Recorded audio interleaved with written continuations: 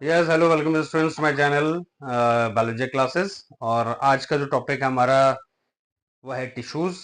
Sale already complete हो चुका है, तो टिश्यूज का में देख लेते हैं। ठीक है, तो ध्यान से देखिएगा बच्चों। तो टिश्यू का मतलब क्या है? Group of sales having similar origin, structure and function. ठीक है, तो study of tissues is called histology. मतलब पूरी कंप्लीट लाइन में मैंने आपको 2 लाइन में बताया, अब इसको समझ लीजिए क्या होता है। जैसे कि आप जानते हैं group of cells, cells already इससे पहले बता चुका हूं। तो जब सेल्स का समूह होता है, बनता है, तो समूह जब बनेगा सेल का, ठीक, तो उसको हम बोलेंगे टिश्यू। ठीक है ना। अब ये सिमिलर ओरिजिन के भी हो सकते हैं, जैसे मेरा ये गाल है, ठीक ना। इस गाल में जितना भी आप सेल देख रहे हो, इसी गाल के हिसाब से ही, इसी चीक के अकॉर्डिंग ही सेल्स होंगे। तो यहां जो काट करके निकाला जाएगा वो सिमिलर ओरिजिन का हो गया, मतलब इसी जगह के हैं। अगर कहीं और का निकालोगे वो फिर अलग हो जाएगा। ठीक है ना। फिर स्ट्रक्चर, जो यहाँ का स्ट्रक्चर है टिश्यू का, वो यहां पर अलग होगा, चेस्ट पर अलग होगा, थाइस पर अलग होगा। कहने का सेंस ये मैं बताना चाह रहा हूं। ऐसी प्लांट्स की बात कर लूं तो प्लांट्स में लीव्स का अलग होगा, स्टेम्स का अलग होगा। यानी लीव्स अगर आपने कोई टिश्यू निकाला तो उसमें जो सेल्स है वो डिफरेंट, ठीक है, स्ट्रक्चर के हो गए, डिफरेंट ओरिजिन के हो गए।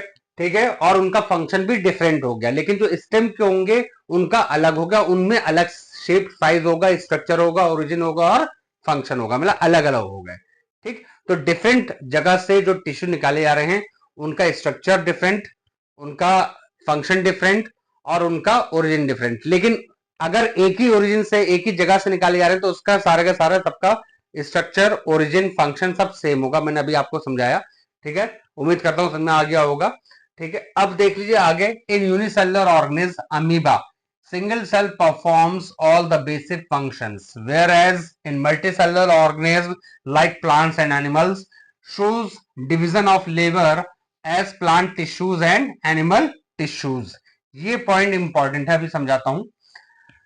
तो क्या समझ में आया कि जैसे यूनिसेलुलर ऑर्गेनिज्म है अमीबा, तो अमीबा क्या है? यूनिसेलुलर है। मैंने आपको बताया भी कि जितने भी फंक्शंस परफॉर्म होते हैं सिंगल सेल के अंदर या यूनिट सेल्स के अंदर, ठीक है, वो सब एक ही सेल के अंदर ही हो जाएंगे। ठीक है ना बेटा। उसमें डिवीजन ऑफ लेबर आपको देखने को नहीं मिलेगा, उसमें कोई डिफरेंट ऑर्गन्स नहीं है। ठीक है ना।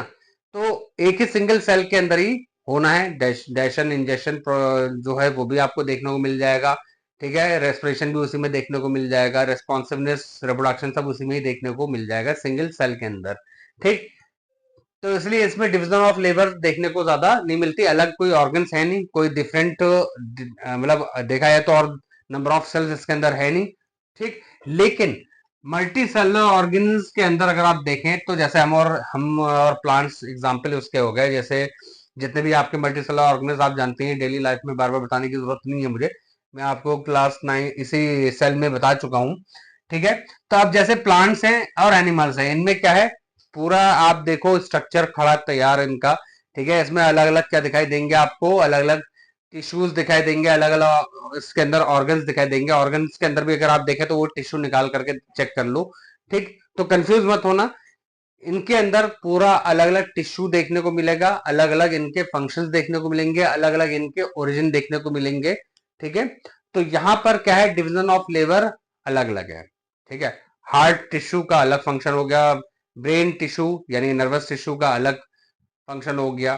ठीक है, ऐसे ही आपका किडनी का ये जो टिश्यू आपने निकाला वो अलग ओरिजिन के होंगे, अलग स्ट्रक्चर के होंगे, अलग फंक्शन परफॉर्म करेंगे। तो जहां जहां से आप अलग अलग बॉडी पार्ट से निकाल रहे हो वो उसी तरीके से वहां के तो सेम होंगे, लेकिन अगर आप कंपेयर दूसरे हिस्से से करोगे तो बिल्कुल डिफरेंट हो गए, अलग हो गए, ओरिजिनल अलग, सब कुछ अलग हो जाएगा। ठीक है, ये पॉइंट याद रखना बेटा। फिर यहां तक तो आपको समझ में आ गया। हिस्टोलॉजी भी बता दिया कि जो हिस्टोलॉजी होती है वो क्या होती है? वो ब्रांच ऑफ साइंस है, यानी ये साइंस की ब्रांच है जिसके अंदर आपको टिश्यूज के बारे में पढ़ाया जाता है। ये पॉइंट आपको याद रख लेना है। फिर उसके बाद आते हैं हम टाइप्स ऑफ प्लांट टिश्यूज के ऊपर कि प्लांट टिश्यूज क्या होते हैं। ठीक, तो प्लांट टिश्यूज क्या है टाइप्स? आपके सामने पहला आता है मेरिस्टेम्स। ठीक है, first type of plant tissues क्या है? First is meristem and the another is permanent tissues. तो ये दो तरह के टाइप्स हो गए किसके? प्लांट टिश्यूज के। क्योंकि स्टार्टिंग यहीं से करते हैं, फिर एनिमल टिश्यूज को अलग हम जो है फिर पढ़ेंगे, आपको मैं अलग बताऊंगा। ठीक है, तो यहां पर मेरिस्टेम के बारे में अगर आप देख रहे हो तो क्या लिख करके आ रहा है, tissues having the power of cell division. तो मेरिस्टेम जो होते हैं इनका मेन फंक्शन क्या है, क्या इनकी खासियत है। ठीक है, तो इनका मेन क्या फंक्शन है, सेल डिवीजन।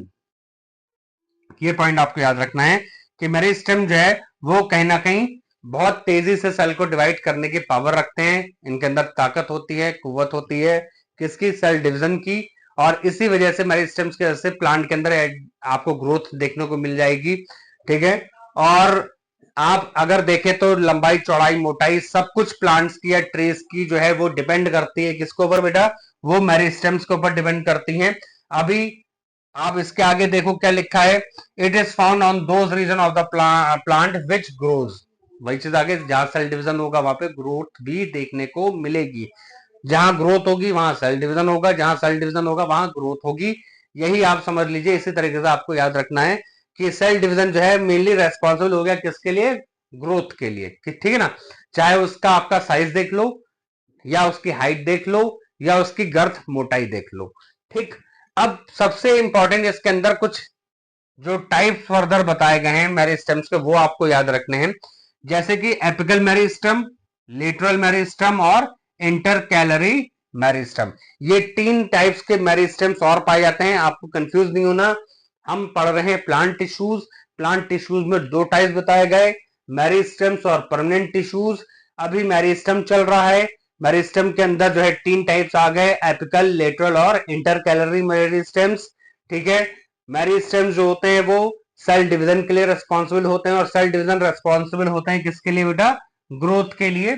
ठीक है, ये याद रखना है। परमानेंट टिश्यूज आपका, ये जब तीनों को मैं टाइप्स बता दूंगा उसके बाद परमानेंट टिश्यूज स्टार्ट करेंगे। तो फिलहाल इनकी जो डिटेलिंग होगी बेटा वो मैं नेक्स्ट वीडियो में करूंगा।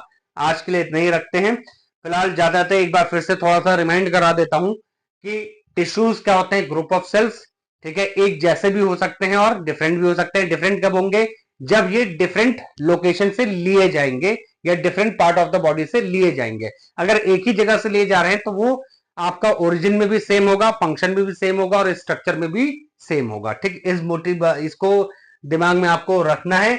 और सेल स्टडी को बोलते हैं साइटोलॉजी, और टिश्यू स्टडी को बोलते हैं हिस्टोलॉजी। ठीक है, इस पॉइंट को भी याद रखना है।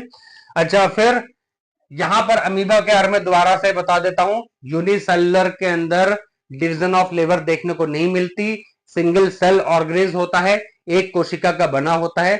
जो भी इसके अंदर आपका फंक्शन होगा, जो भी ये फंक्शन परफॉर्म करेगा, सारा का सारा एक ही सेल के अंदर होगा। जबकि हम जैसे मल्टी सेलर्स के अंदर, हमारे अंदर ऑर्गेनाइज्ड टिश्यूज होते हैं जो अलग अलग लोकेशन पर अलग अलग तरह का फंक्शन और कार्य करने में सक्षम होते हैं। तो आज के लिए इतनी। चैनल को लाइक और सब्सक्राइब करें, अपनी राय कमेंट बॉक्स में दें। कोई भी टॉपिक आपको समझना हो तो उसके बारे में आप पूछें। आज मेरे पास एक कमेंट बॉक्स में क्वेरी आई है फैगोसाइटोसिस के बारे में, जो कि मैं कल आपको उसके बारे में यानी कि नेक्स्ट वीडियो में उसके बारे में बताऊंगा। ठीक है, क्वेरीज में विद इन 2 डेज कंप्लीट करूंगा जिसकी आएगी। ठीक है, तो थैंक्स फॉर सब्सक्राइबिंग मी। ठीक है, okay, thank you very much students.